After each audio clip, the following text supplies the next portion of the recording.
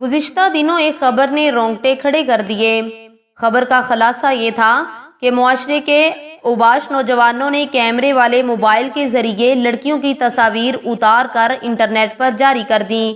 इनमें बाज़ की नीम उरिया तस्वीर भी खुफिया तरीके से उतार ली गई थी। ये तस्वीर अब इंटरनेट के बाद पूरे मुल्क के मोबाइल सेटों पर मुंतकिल हो चुकी है। स्कूल, कॉलेज और यूनिवर्सिटी के तौलिबात के लिए वीडियो क्लिप्स बनाकर ओबाश उनको ब्लैकमेल कर रहे हैं और ये क्लिप्स उन्होंने मार्केट में बेच दिए हैं।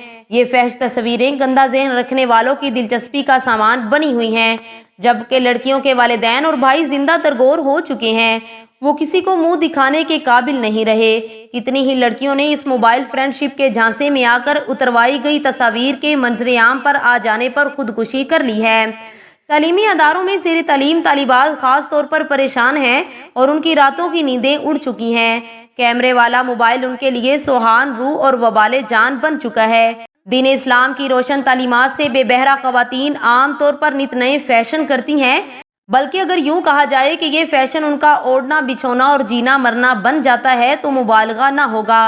इस तरह इस दौर का नया फैशन ख़वातीन का अपने हाथों में एक नाज से, एक स्टाइल से और नहायत नखरे से मोबाइल उठाए रखना है। जिस तरह शौक़े नौजवानों में मोबाइल एक बीमारी की तरह फैल रहा है, इसी तरह फैशन और मसनूई स्टेटस सिंबल के तौर पर औरतों में भी ये जंगल की आग की तरह फैलता जा रहा है।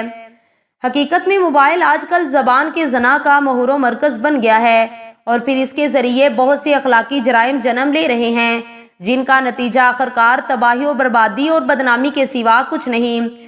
मुझे याद है जब टेलीनॉर वालों ने रात के एक मखसूस टाइम के दौरानिए में अपने सारिफीन को एक ख़ास वक्त अपने नेटवर्क में मुफ्त कॉल की सहूलत फराहम की, तो एक मंचले को मैंने रात 12 या 1 बजे अक्सर गली के एक कोने में दबक कर आहिस्ता आहिस्ता फ़ोन पर किसी से नहायत खुशू गुजू से बातें करते देखा। चंद हफ्ते मैं ये चक्कर चलते देखता रहा। मैं जब भी देखता तो सोचता शायद ये आदमी बहुत मसरूफ़ है कि इसे सारा दिन फ़ोन करने की फुर्सत नहीं मिलती। रात गए वक्त मिलता है तो वो सबको जी भरकर फ़ोन करता है। एक माह बाद वो मुझे वहाँ नजर ना आया। इर्द गिर्द के कुछ जानने वालों से पूछा तो वो हंस दिए और कहने लगे, अच्छा उस आशिक नामराद की बात करते हो, उसे तो खूब सज़ा मिली है। तफसील पूछने पर बताने लगे कि उसने एक लड़की को मोबाइल के जरिए गुमराह किया, लंबा अरसा तक सारी रात उससे गुफ्तगू करता रहा। ये ताल्लुक इस हद तक बढ़ गया कि एक दिन वो इसको राजी करके आधी रात के वक्त उनके घर पहुंच गया। भाइयों की आंख खुल गई, उन्होंने उसे मार मार कर आदमवा कर दिया और फिर अब वो साहिब हड्डियां तड़वाने के बाद अपने घर में चारपाई पर कराह रहा है, जबकि घर वाले उस पर नफरत से थूक रहे हैं। भाइयों ने अपनी बहन को भी इतना मारा कि अगर वालिदैन दरमियान में ना आते तो वो मर जाती।